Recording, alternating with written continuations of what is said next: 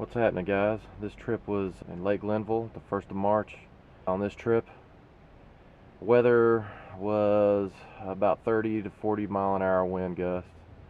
Some of it most consistently in the main lake, so not very, the white caps were pretty high. It wasn't a very good, let's say a leisurely fishing day. Had to fight against it. You could get pretty fatigued when you fight wind like that all day long, but I do have to say, when I got there, I didn't want to put the boat in. It was that bad. So I had to gain my confidence up a little bit and just at least, give it a try. I was going to give it maybe an hour or two.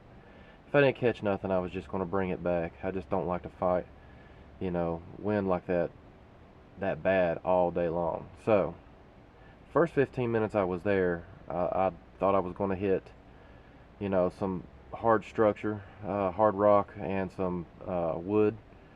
They all absorb sunlight, so they get really warm, and I had a feeling that these big fish were getting right up against that to ambush prey.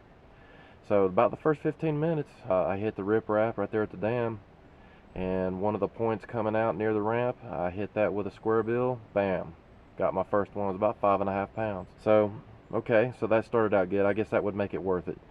So I went to a few other places. I called my buddy Chad Pruner on the fishing team at Western North Carolina, and he decided to come down and join it. I do have to say, a fish we caught, we had to really work for it. There wasn't a frequency of bite at all. Anytime we got a catch, it was quality. It was good.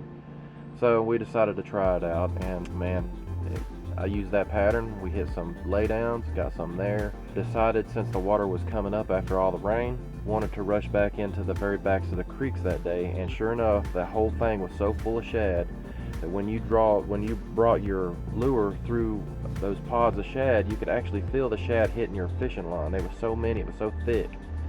So we knew we had something back in there eating them. It had to been, and there was, but it wasn't largemouth. There were big smallmouth back there. And I caught one, and I had one on film and accidentally erased it, so you guys won't get to see that one, but I do have pictures of it. So that ended up being pretty fun for a while. Caught a nice big smallmouth back there, but that seemed to be kind of the consistency of the patterns. But you can clearly see a difference in pattern between the species of fish. The smallmouth were in the very backs of the creeks where the water was coldest and there was more current. Largemouth were still out on the main lake on main points. They hadn't even hit the secondary points yet. So, but that seemed to be the pattern. Hopefully here this weekend I'm going to film again out there, and I think it's getting ready to turn on. We've had a full week of some warm weather, and I think that this will entice fish to move up into the shallows to start feeding. Anyways, guys, I hope this helps any of you local guys looking to get out. It's looking like it might hit a little early this year, so you might want to think about, if you were going to come out in mid-September, you may want to hit it right now, in mid-March, before then, because it's looking good. The big ones are coming up shallow right now. So hope you enjoy this. We'll see you soon. Thanks.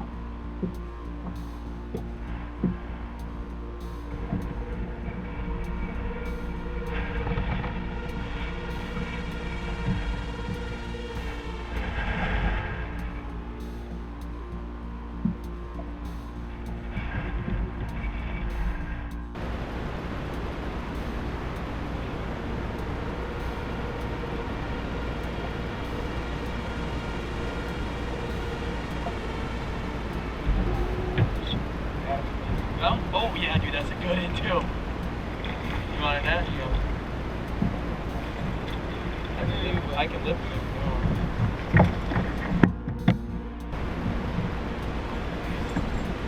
Woo, jumped it.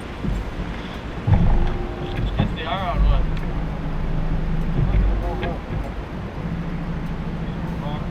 That looks so good. My last cast, I was like, they're happy. Got one.